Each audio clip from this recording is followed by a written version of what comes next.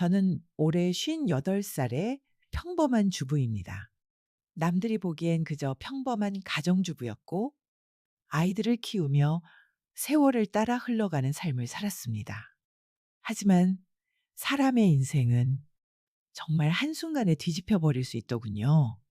제 인생이 송두리째 흔들린 건 아버지 장례식 이후였습니다. 그날 모든 게 변했습니다.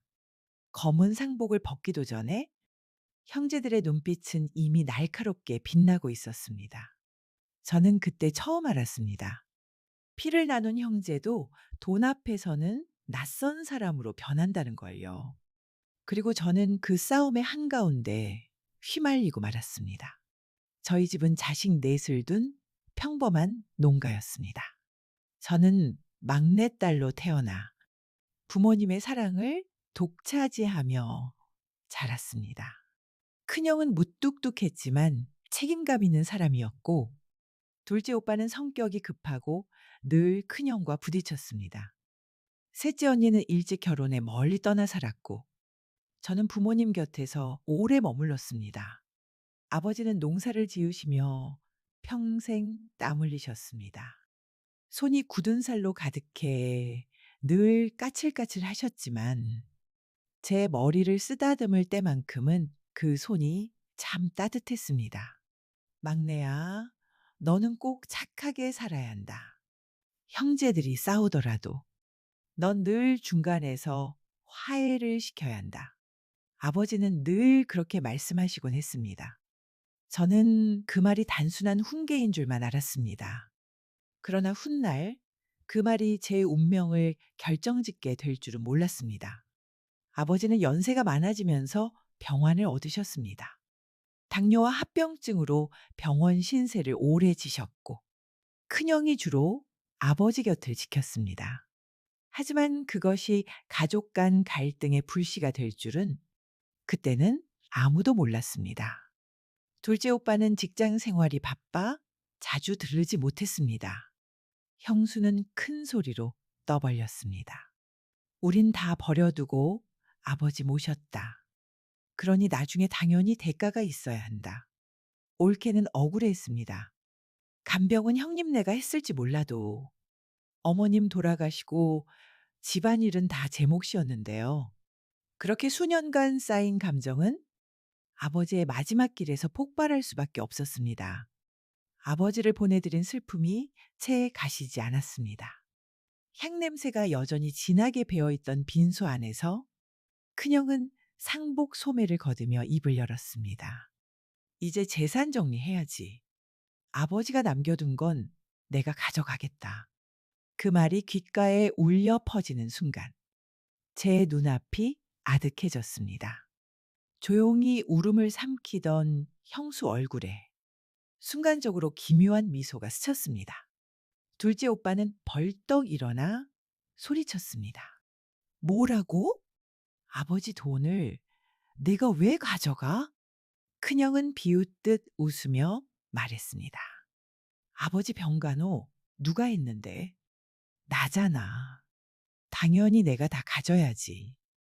둘째 오빠는 얼굴이 붉게 달아올랐습니다. 내가 간병한 건 맞지.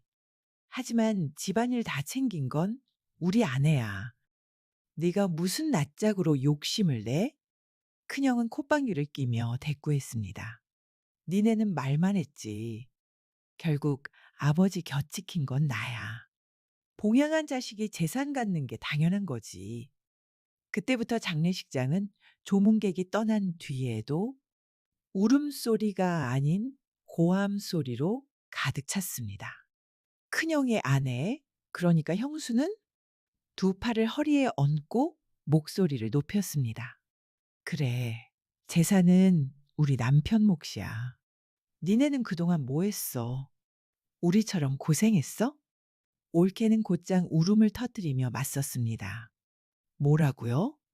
고생은 다 며느리들이 했는데 왜 형님만 생색내세요?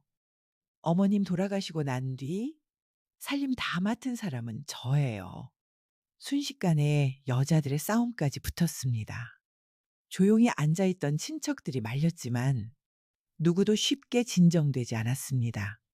저는 그 틈에서 숨을 죽인 채 앉아 있었습니다. 그러다 오래전 기억이 떠올랐습니다. 아버지가 저를 조용히 부르던 날, 낡은 서류 봉투를 건네시며 말씀하셨습니다.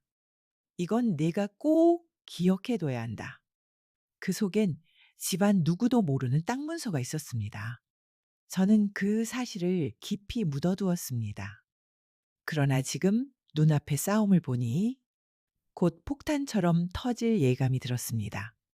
큰형은 상위를 손바닥으로 세게 치며 말했습니다. 좋아. 이참에 다 털어놓자. 아버지 재산 내놓으라고. 딴소리 말고 정리하자고. 둘째 오빠는 이를 갈며 맞받아쳤습니다. 네가 그렇게 나오면 나도 가만 안 있어. 숨겨둔 거 있으면 다 까발릴 테니까. 순간 제 심장이 쿵 내려앉았습니다. 숨겨둔 땅 문서를 아는 사람은 저뿐일 텐데. 혹시 둘째 오빠도 눈치챈 건 아닐까? 형수와 올케는 욕설을 퍼붓기 시작했습니다. 탐욕 덩어리. 내 남편 건드리지 마. 조문객들 중 몇몇은 기겁하며 나가버렸습니다. 남아있던 친척들도 서로 눈치를 보며 웅성거렸습니다. 장례식장은 더 이상 슬픔의 공간이 아니었습니다. 그곳은 피부치끼리의 탐욕이 뒤엉킨 전쟁터가 되어버렸습니다. 큰형은 상의를 세게 내려치며 눈을 번뜩였습니다. 좋아, 이제는 숨길 수 없겠지. 그 땅 문서, 당장 내놔. 둘째 오빠는 주먹을 쥔 채 한 발 다가서며 얼굴을 붉혔습니다. 네가 무슨 권리로 내놓으라 그래? 아버지가 막내한테 맡겼다는 건 뜻이 있단 말이야. 형수는 두 팔을 가슴에 꼬아 올리고 비웃듯 코웃음을 쳤습니다. 뜻? 웃기고들 있네. 세상의 뜻이 밥 먹여주냐? 재산은 봉양한 사람한테 가는 게 맞지. 올케는 눈물을 훔치며 손수건을 구겨진 채 절규했습니다. 아니에요. 저도 며느리로서 다 감당했어요. 그런데 왜 우리 몫은 없는 거예요?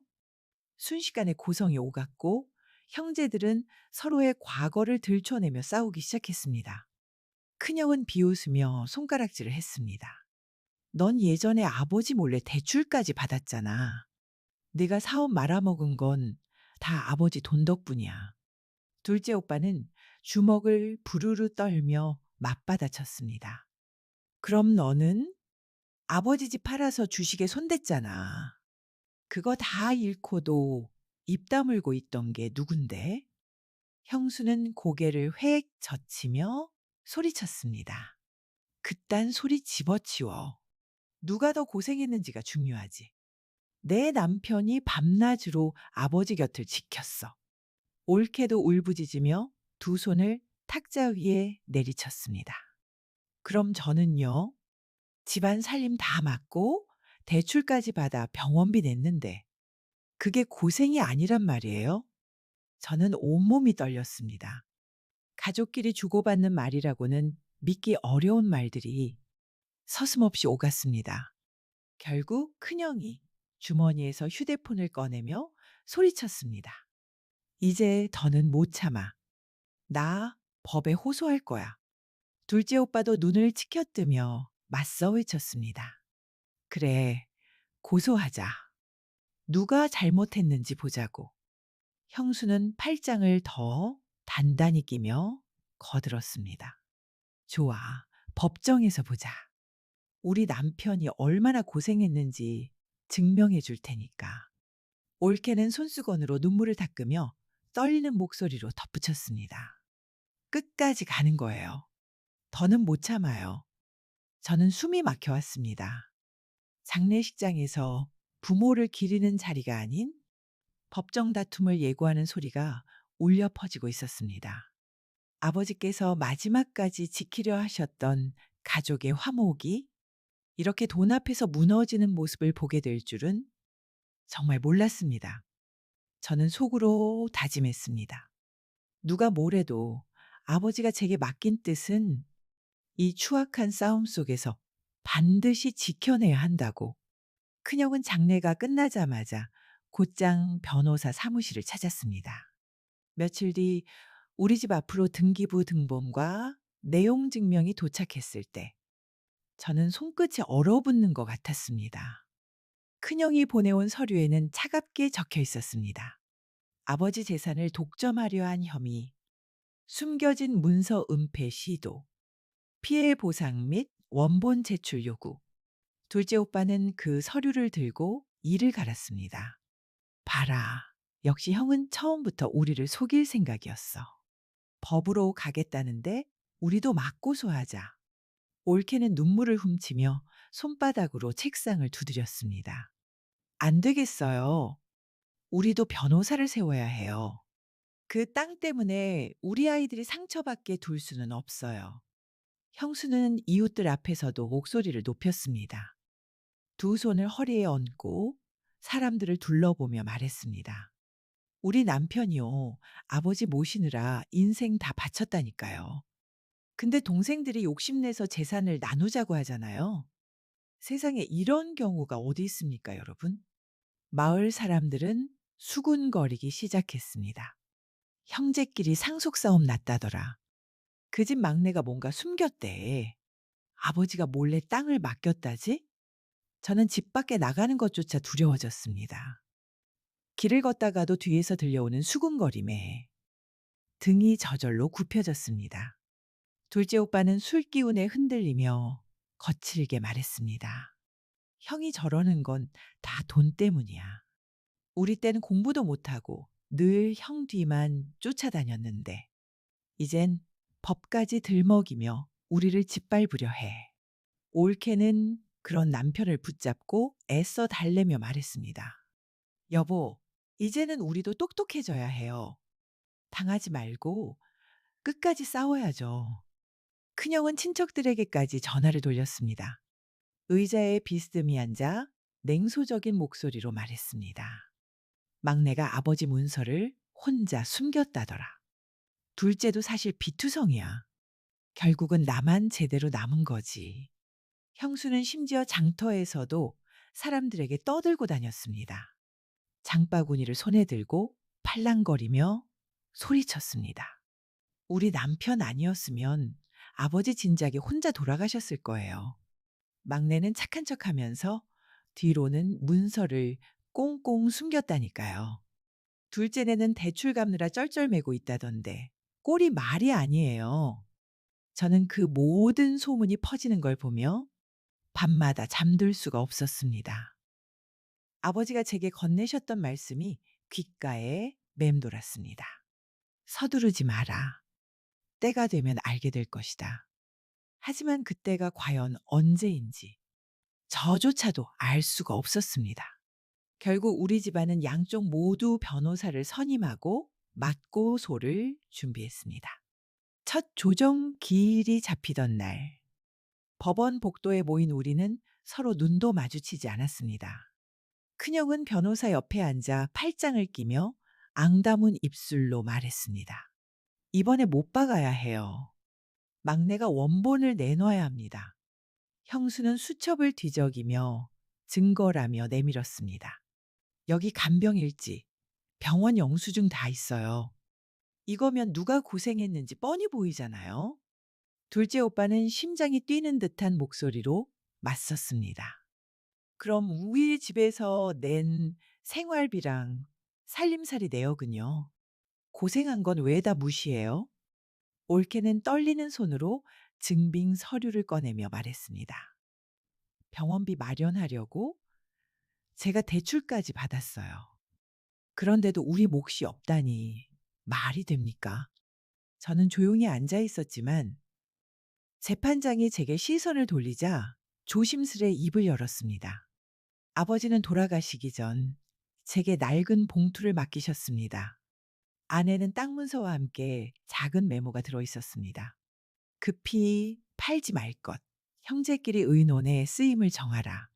그게 아버지의 뜻이었습니다. 법정하는 순간 고요해졌습니다. 재판 당일 법정안은 무겁게 가라앉아 있었습니다. 판사의 목소리가 울려 퍼지자 모두의 시선은 앞을 향했지만 마음은 각자의 전쟁터에 있었습니다. 판사가 서류를 넘기며 고개를 들었습니다. 피고 측, 원고 측 양쪽 모두 발언 기회를 드리겠습니다. 간병과 봉양, 재산 관리의 공로를 주장하신다고 들었습니다. 큰형은 의자에서 곧게 일어나 차갑게 시선을 고정한 채 말했습니다. 예, 그렇습니다. 아버지를 마지막까지 곁에서 지킨 건 저였습니다. 밤낮으로 곁을 지킨 그 노고를 무시할 수는 없을 겁니다. 형수는 손에 준비한 노트를 흔들며 판사에게 보였습니다. 여기 보세요. 간병일지, 약값 영수증, 생활비 지출까지 이 모든 게 제 남편이 얼마나 고생했는지를 증명합니다. 둘째 오빠는 얼굴이 벌겋게 달아오른 채 자리에서 벌떡 일어나 외쳤습니다. 고생한 건 맞습니다. 하지만 집안일을 도맡고 병원비까지 챙긴 건 제 아내였습니다. 형이 모든 공을 가져가겠다는 건 억지입니다. 올케는 눈가를 훔치며 떨리는 목소리로 서류 뭉치를 내밀었습니다. 저는 대출까지 받아가며 병원비를 마련했어요. 아버님 곁에 함께하지 않았다면 불가능한 일이었습니다. 그런데 왜 저희 몫은 없다는 겁니까? 판사는 잠시 고개를 끄덕이더니 제게 시선을 돌렸습니다. 막내 따님, 증언해 주시겠습니까? 저는 두 손을 무릎 위에 올리고 천천히 일어섰습니다. 목이 마르고 다리가 후들거렸지만 아버지의 목소리가 제 안에서 울렸습니다. 아버지는 돌아가시기 전에 저를 조용히 부르셨습니다. 낡은 봉투 하나를 주시며 꼭 기억하라고 하셨습니다. 그 안에는 땅 문서와 작은 메모가 들어 있었습니다. 판사가 눈썹을 찌푸리며 물었습니다. 그 메모에는 뭐라고 쓰여 있었습니까? 저는 숨을 고르고 또렷하게 대답했습니다. 급히 팔지 말 것, 그리고 형제끼리 의논해 쓰임을 정하라. 그게 아버지의 마지막 당부였습니다. 법정 안은 잠시 정적에 휩싸였습니다.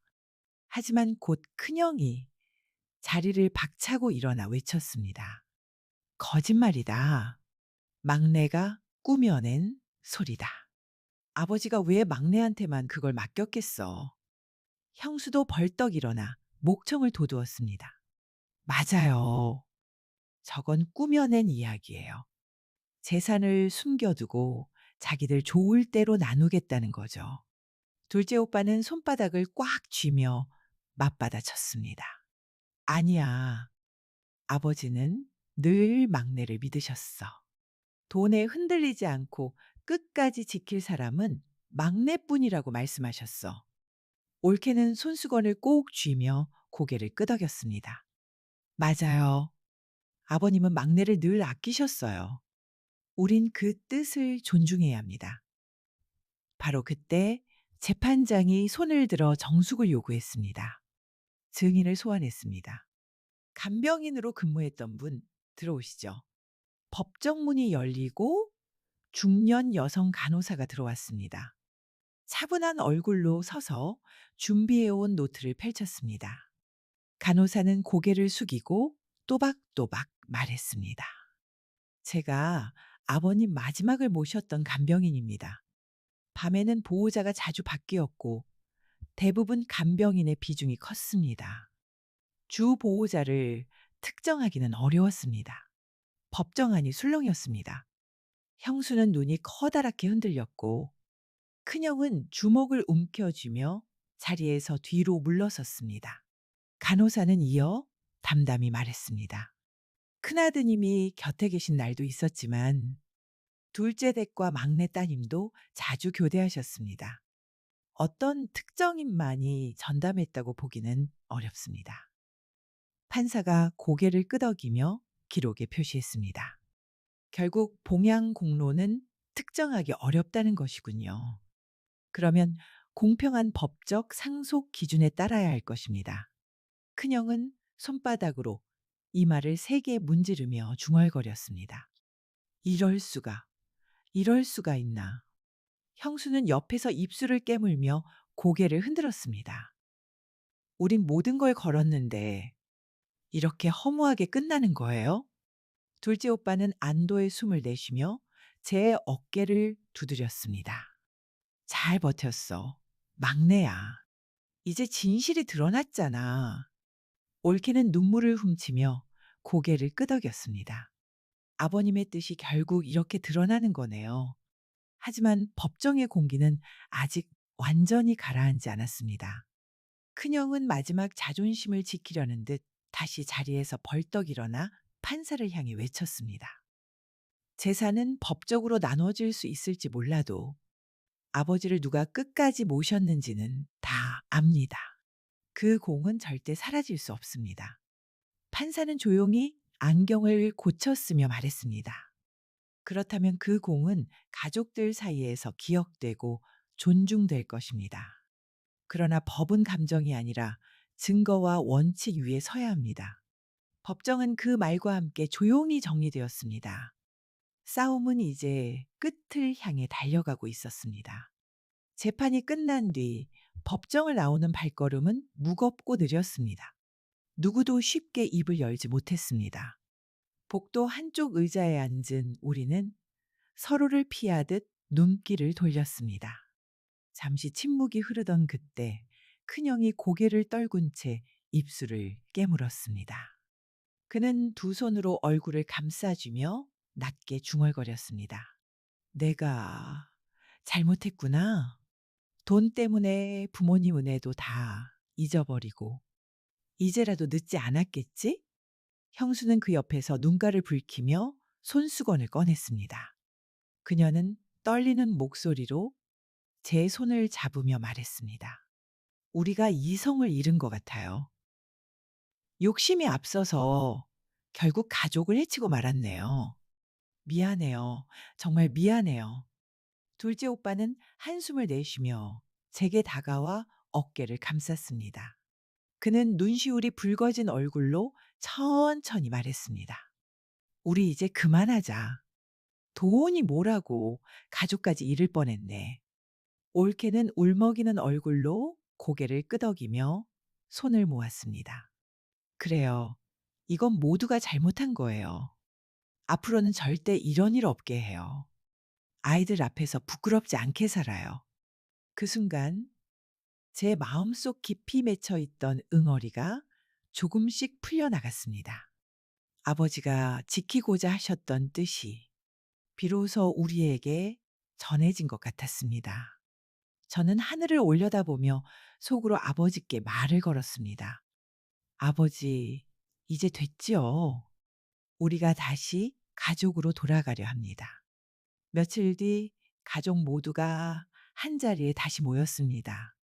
이번엔 싸움이 아니라 화해와 다짐의 자리를 위해서였습니다. 큰형은 낡은 서류 봉투를 제게 건네며 말했습니다. 그의 눈빛은 더 이상 욕심이 아닌 후회의 빛으로 젖어 있었습니다. 막내야, 그건 네가 갖고 있어라. 아버지가 널 믿고 맡긴 거니까. 앞으로는 우리 모두를 위해 쓰도록 하자. 둘째 오빠는 고개를 끄덕이며 덧붙였습니다. 그래, 형 말이 맞다. 이제부터는 그 땅을 팔든 지키든 우리 다 같이 결정하자. 형수는 손을 모아 가슴에 얹으며 말했습니다. 앞으로는 절대 욕심내지 않을게요. 남편이랑 저도 반성 많이 했어요. 가족이 먼저라는 걸 이제야 깨달았어요. 올케는 눈물을 훔치며 아이들의 이름을 떠올리듯 말했습니다. 우리 애들 앞에서 부끄럽지 않게 살고 싶어요. 형님, 제발 이번만은 우리 진심 받아주세요. 저는 눈물이 차올라 목소리가 떨렸습니다. 좋아요. 우리 이제 다시 시작해요. 아버지가 바라신 건 바로 이거였어요. 돈이 아니라 우리 마음이 하나 되는 거요. 그 자리에서 우리는 긴 시간 동안 서로의 손을 붙잡고 다시는 욕심 때문에 갈라지지 않겠다고 다짐했습니다. 그 후 우리는 땅을 팔지 않았습니다. 그 땅 위에는 작은 기념관을 세우기로 했습니다. 아버지를 기억하고 우리 가족을 다시 묶어주는 장소로 삼기 위해서였습니다. 기념관 앞에는 아버지의 손때가 묻은 농기구와 어머니가 쓰시던 낡은 소치 전시되었습니다. 그리고 벽 한쪽에는 아버지가 남긴 짧은 문장이 걸렸습니다. 서두르지 마라. 때가 되면 알게 될 것이다. 그 문장을 볼 때마다 저는 깊은 울림을 느꼈습니다. 제사는 잠시 우리를 갈라놓았지만 결국 사랑과 회한이 우리를 다시 묶어주었음을 알았습니다. 세월이 흐른 지금도 저는 똑똑히 깨닫습니다. 가족은 돈보다 귀하다는 것을. 욕심은 사람을 무너뜨리지만 용서는 다시 우리를 일으켜 세운다는 것을요. 그리고 오늘도 제 아이들에게 말합니다. 돈은 잃어도 다시 벌 수 있다. 하지만 가족을 잃으면 평생을 후회하게 된다.